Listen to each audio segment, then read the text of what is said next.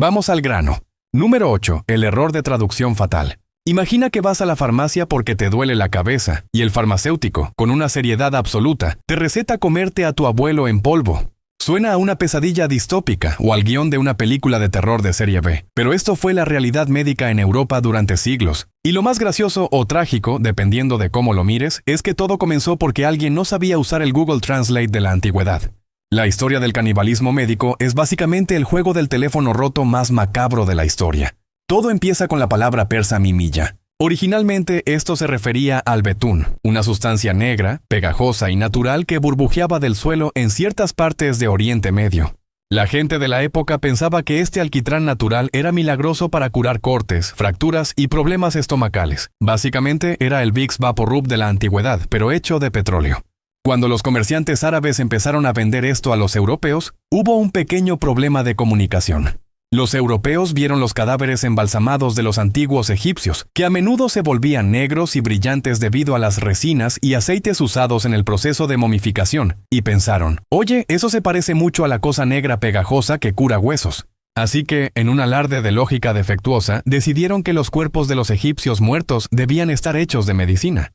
Los traductores del siglo XII, que probablemente tenían prisa y pocas ganas de investigar, tradujeron mal los textos médicos islámicos. Confundieron el betún natural con la sustancia que recubría a las momias. Y así, de repente, la élite intelectual de Europa llegó a la conclusión de que la mejor manera de curar una úlcera o detener una hemorragia era raspar un poco de Ramsés II y espolvorearlo sobre la tostada del desayuno. Lo fascinante aquí es la psicología colectiva. Nadie se detuvo a pensar, espera, ¿me estoy comiendo a una persona muerta hace 3000 años? No, la etiqueta de medicina legitimaba el acto. Si un tipo con una túnica y un título en latín te dice que comerte a un muerto es ciencia, tú te lo comes y das las gracias. Es la prueba definitiva de que los humanos haremos cualquier cosa, por asquerosa que sea, si creemos que nos va a salvar el pellejo. Básicamente la medicina moderna nació de un error tipográfico glorificado. Número 7. El mercado negro de cadáveres frescos. La oferta y la demanda son leyes universales, incluso cuando el producto son personas muertas. Una vez que se corrió la voz de que el polvo de momia era la panacea universal, capaz de curar desde la peste bubónica hasta la tristeza postvacacional, todo el mundo quería su dosis. Pero había un problema logístico evidente. No había suficientes faraones para todos. Egipto tenía muchas momias, claro, pero saquear tumbas es un trabajo duro, peligroso y sorprendentemente finito. Aquí es donde entra el ingenio empresarial más oscuro de la historia. Cuando se acabaron las momias auténticas de alta calidad, los comerciantes de Alejandría no iban a dejar escapar los beneficios. Así que hicieron lo que cualquier estafador corporativo haría: crear una versión de marca blanca. Empezaron a fabricar momias falsas. El proceso era grotesco pero eficiente. Tomaban los cuerpos de criminales ejecutados, esclavos muertos o personas que habían fallecido por enfermedades, lo cual es irónico considerando que se vendían como cura. Los rellenaban con betún por dentro y por fuera, los dejaban secar al sol del desierto durante unas semanas y ¡voilá! Tenías una momia antigua lista para la exportación. Los médicos europeos compraban esto por kilos, creyendo que estaban adquiriendo la sabiduría curativa de los antiguos egipcios, cuando en realidad se estaban comiendo a un ladrón de camellos que había muerto de disentería el mes pasado.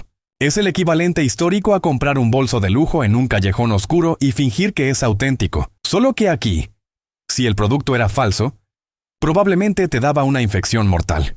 Lo más divertido es que algunos médicos empezaron a sospechar. Guy de la Fontaine, un médico del rey de Navarra, visitó Alejandría en el siglo XVI, y un comerciante local le confesó entre risas que él mismo preparaba las momias y que le importaba un bledo de qué había muerto la persona. Podía ser lepra, peste o vejez. Una vez que estaba negra y seca, todo se vendía igual. Esto nos dice mucho sobre la naturaleza humana. Preferimos creer en una mentira reconfortante y cara antes que aceptar que nos están vendiendo basura. Tu cerebro quiere creer que esa sustancia asquerosa funciona porque, si no, tendrías que admitir que eres un caníbal idiota.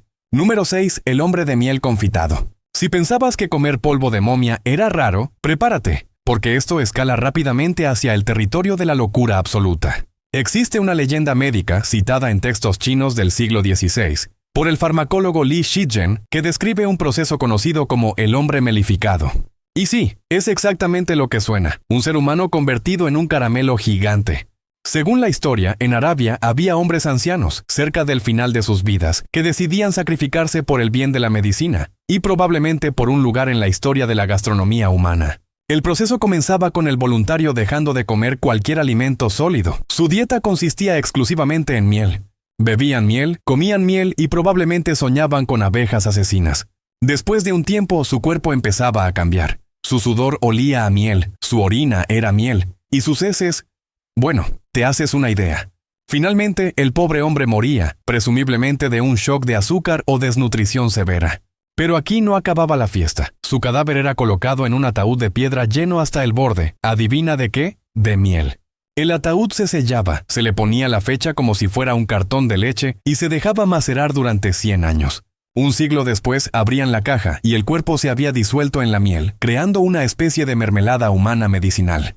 Esta sustancia se vendía a precios astronómicos para curar huesos rotos y heridas. Desde un punto de vista científico, la miel es un conservante increíble. Tiene propiedades antibacterianas y un bajo contenido de agua, lo que impide que las cosas se pudran de la manera habitual. Así que, técnicamente, es posible conservar un cuerpo en miel. Lo que es más cuestionable es la parte de comérselo después. Esto lleva el concepto de eres lo que comes a un nivel literal y perturbador. Es la fantasía definitiva de la medicina mágica. La transformación de la muerte fea y dolorosa en algo dulce y curativo. Es como si Willy Wonka hubiera tenido una fase gótica y hubiera decidido abrir una farmacia. La idea del hombre melificado nos muestra cómo la línea entre lo sagrado, lo médico y lo culinario puede borrarse por completo si la leyenda es lo suficientemente buena. Número 5. Las gotas del rey Carlos II. Podrías pensar que comer gente era cosa de campesinos ignorantes o comerciantes desesperados, pero no. La realeza europea, esos supuestos pináculos de la civilización y la cultura, eran los mayores consumidores de carne humana. De hecho, el rey Carlos II de Inglaterra estaba tan obsesionado con la necrofagia que tenía su propia marca personal de medicina caníbal. La llamaban las gotas del rey o The King's Drops. Esta no era una medicina cualquiera que podías comprar en la botica de la esquina. Era un destilado exclusivo hecho de cráneos humanos en polvo. Pero no valía cualquier cráneo. Para que la medicina fuera potente, tenía que provenir de una persona que hubiera muerto de forma violenta y repentina. La teoría era que la fuerza vital de la persona quedaba atrapada en la carne y los huesos si moría antes de tiempo, mientras que si moría de viejo, esa energía ya se había disipado. Carlos II pagó una fortuna por cráneos de Irlanda. Aparentemente tenían mejor calidad o disponibilidad, y se pasaba los días en su laboratorio privado destilando polvo de hueso con alcohol para crear su elixir. Lo tomaba regularmente para mantener su salud y vigor. Básicamente, el rey de Inglaterra se bebía a sus súbditos muertos para desayunar. La ironía histórica es deliciosa. Mientras los europeos viajaban al Nuevo Mundo y llamaban salvajes a las tribus indígenas por sus rituales caníbales, los reyes de Europa estaban sorbiendo extracto de cráneo en copas de oro. Es el colmo de la hipocresía. Si te comes a alguien en la selva por un ritual religioso, eres un bárbaro. Si te comes a alguien en un palacio por razones médicas, eres un hombre de ciencia refinado. Esto nos habla de cómo el contexto y la autoridad pueden normalizar lo abominable. Si el rey lo hace, debe ser bueno. El cerebro humano es experto en justificar atrocidades si las envuelve en un papel de regalo bonito. Las gotas del rey se usaron hasta bien entrado el siglo XVIII. Probando que la superstición no entiende de clases sociales. Número 4. Sangre fresca de gladiador y verdugo.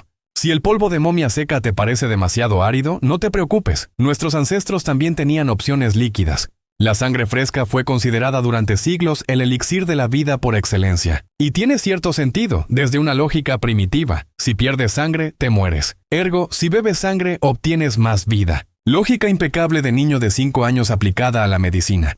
En la antigua Roma, los epilépticos esperaban al final de los combates de gladiadores, no para pedir autógrafos, sino para saltar a la arena y beber la sangre que brotaba de las heridas de los perdedores.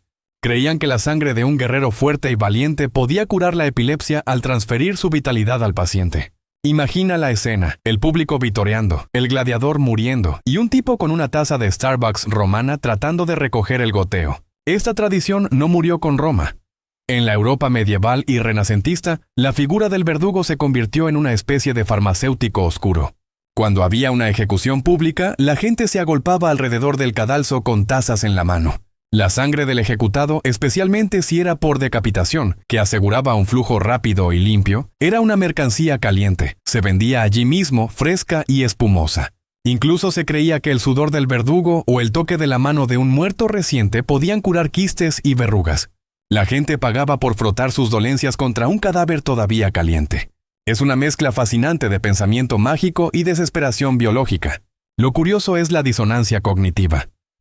La sociedad marginaba a los verdugos. A menudo se les prohibía vivir dentro de los muros de la ciudad o casarse con gente respetable. Sin embargo, su producto, la muerte, era consumido con avidez por esa misma gente respetable. Tu sistema nervioso central, al enfrentarse a una enfermedad incurable en esa época, decidía que beber el fluido vital de un criminal decapitado era una opción razonable. Es un recordatorio de que, ante el miedo a la muerte, la dignidad y el asco son los primeros en salir por la ventana. Número 3. Pintando con los muertos. Dejemos de lado la ingesta directa por un momento y hablemos de cómo nos comimos a las momias a través del arte. Literalmente, durante los siglos XVIII y XIX, existía un color de pintura muy popular entre los artistas europeos llamado Mummy Brown, marrón momia. Y no era un nombre poético como azul cielo o rojo Ferrari, era una descripción literal de los ingredientes. Este pigmento se fabricaba moliendo momias egipcias, mezclando el polvo con aceite y barniz. El resultado era un marrón rico, transparente y cálido que era perfecto para las sombras y los tonos de piel en las pinturas al óleo. Artistas famosos, incluidos los prerrafaelitas, usaron restos humanos para crear sus obras maestras. El problema era que muchos de estos artistas no sabían realmente de qué estaba hecha la pintura. Pensaban que marrón momia era solo un nombre comercial pegadizo. Se cuenta la anécdota de que el artista Edward Burne-Jones, al descubrir que su tubo de pintura favorito estaba hecho literalmente de faraones triturados, sufrió un ataque de pánico moral. Organizó un funeral solemne para su tubo de pintura en su jardín. Pero aquí está la conexión con el consumo. Los pintores de la época tenían la mala costumbre de afilar sus pinceles con la boca o lamer la punta para darles forma. Así que, inadvertidamente, generaciones de artistas estuvieron consumiendo pequeñas dosis de antiguos egipcios, mientras pintaban paisajes bucólicos. Además, el uso de momias para pintura consumió tantos cuerpos que contribuyó a la escasez que mencionamos antes. Es una locura pensar que grandes obras de arte que cuelgan hoy en museos prestigiosos son en esencia cementerios untados sobre lienzo. Si vas al Louvre o a la Tate, técnicamente estás visitando una morgue muy colorida. La próxima vez que mires un cuadro antiguo y pienses qué tonos tan vivos, recuerda que ese tono podría ser el vaso de un escriba de Tebas. Número 2. La ciencia del canibalismo vitalista. ¿Por qué gente inteligente creía en esto? No podemos simplemente descartarlos a todos como estúpidos. Había una lógica interna muy fuerte detrás de todo este buffet antropofágico. Se llamaba homeopatía espiritual o principio de correspondencia. Lo similar cura lo similar. La teoría médica predominante era que el cuerpo humano contenía un espíritu vital invisible.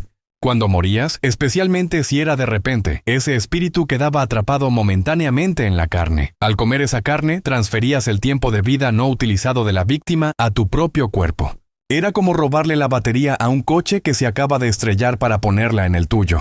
Paracelso, uno de los padres de la toxicología y la medicina moderna, fue un gran defensor de esto. Él creía que para curar un dolor de cabeza necesitabas cráneo, para curar problemas de sangre necesitabas sangre. Era una visión del cuerpo humano no como una máquina biológica, sino como un almacén de magia espiritual. Esta visión del mundo hacía que el canibalismo médico no se sintiera como canibalismo. Para ellos no estaban comiendo a una persona, estaban ingiriendo una esencia destilada. Es el mismo mecanismo mental que usamos hoy cuando tomamos una pastilla sin pensar en los químicos que contiene. Abstraemos el origen para centrarnos en el beneficio. El polvo de momia, en particular, se valoraba porque se creía que el proceso de momificación preservaba esa fuerza vital para siempre. Los antiguos egipcios eran vistos como magos supremos y sus cuerpos como baterías eternas de salud. Es un ejemplo perfecto de cómo el sesgo de autoridad, creer en los antiguos, puede anular el sentido común más básico, no comer gente. Tu cerebro racionaliza lo irracional si le pones una bata blanca o una toga antigua. Número 1. El fin de la fiesta y el canibalismo moderno. ¿Cuándo dejamos de comernos a las momias? Bueno, la práctica disminuyó a principios del siglo XX, pero no por una súbita iluminación moral. Fue más bien porque se acabaron las momias y la ciencia moderna empezó a descubrir cosas aburridas como las bacterias y los virus, que hacían que comer cadáveres pareciera una mala idea. Sin embargo, el comercio de momia continuó en algunos catálogos médicos alemanes hasta 1924. Sí, hace menos de 100 años todavía podías pedir un poco de abuelo en polvo por correo. Y si crees que hoy somos mucho más civilizados, piénsalo 2 veces. Técnicamente hemos refinado el canibalismo, no lo hemos eliminado. Hacemos transfusiones de sangre, beber sangre ajena pero por vía intravenosa. Realizamos trasplantes de órganos, coser partes de muertos en vivos. Y hay una tendencia moderna de madres que se comen su propia placenta después del parto, encapsulada en pastillas, creyendo que les da energía y previene la depresión, a pesar de que la ciencia dice que es básicamente efecto placebo con un toque de riesgo bacteriano. La fascinación por consumir al otro para sanarnos sigue ahí, cableada en lo profundo de nuestro cerebro reptiliano. Hemos cambiado la magia por la biotecnología y los rituales místicos por procedimientos estériles, pero el impulso básico es el mismo. Mi cuerpo está fallando, necesito las piezas de repuesto del tuyo. Así que, la próxima vez que te tomes un paracetamol, agradece que no sea polvo de cráneo de un rey inglés o mermelada de anciano árabe. Aunque, visto cómo funciona el mundo, ¿quién sabe qué estarán recetando dentro de 300 años que hará que nuestros nietos se lleven las manos a la cabeza y se rían de nuestra barbarie? Probablemente la quimioterapia o el cale. Básicamente, tu sistema nervioso ha evolucionado durante millones de años para sobrevivir, y si para ello tiene que convencerte de que un cadáver es un aperitivo saludable, lo hará sin dudarlo. Somos máquinas de supervivencia biológica con muy pocos escrúpulos gastronómicos. Eso es todo por hoy. Haré videos similares en el futuro. Suscríbete para verlos.